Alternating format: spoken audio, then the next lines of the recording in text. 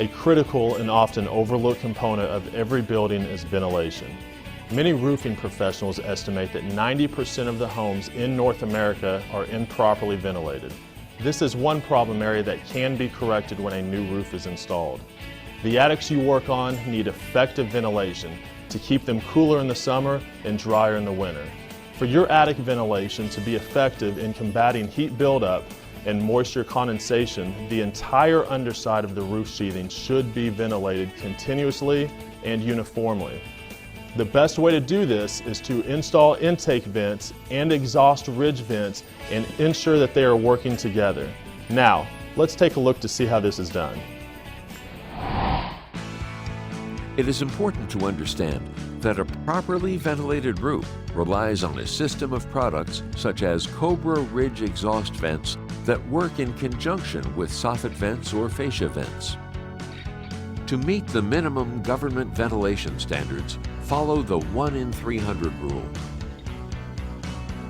GAF has developed a chart shown in the Pro Field Guide, ventilation literature, and the GAF website that can show you how much ridge vent and soffit ventilation is needed.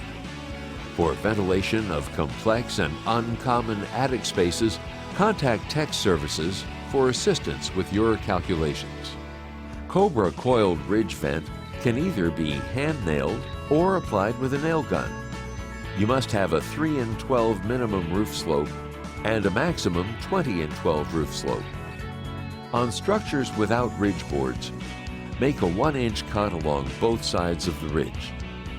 On structures with ridge boards, make a 1 3/4 inch cut on each side of the ridge.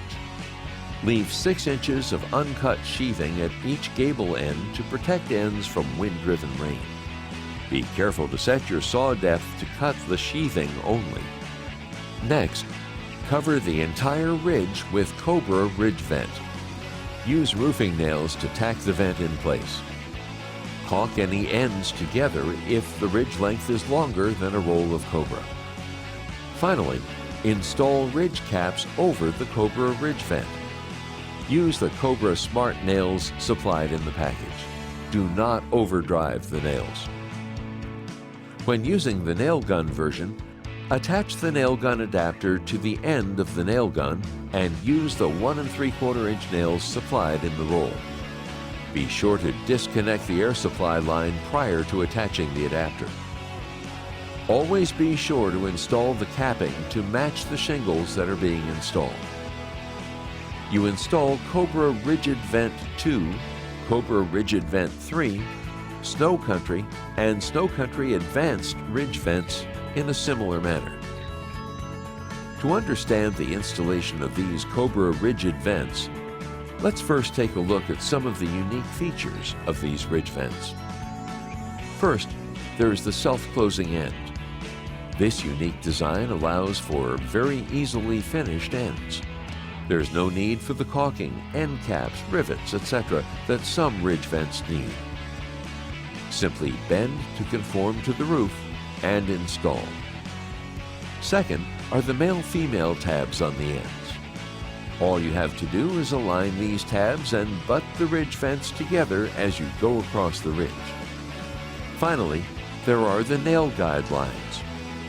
When capping the ridge vent, use these lines to properly place your nails, and then cap the ridge vent with appropriate capping. Make sure to trim the second to last ridge vent section to assure the self-closing end is installed properly at the end of the ridge. While we are on the topic of ridge vents, let's take a moment to discuss ridge caps. Nothing dresses up a roofing job more than a neat hip and ridge installation. It is the crowning touch of the roofing job. For the best protection, GAF offers TimberTex and Ridge Glass products that qualify for a lifetime limited warranty when installed with a lifetime warranted shingle like Timberline.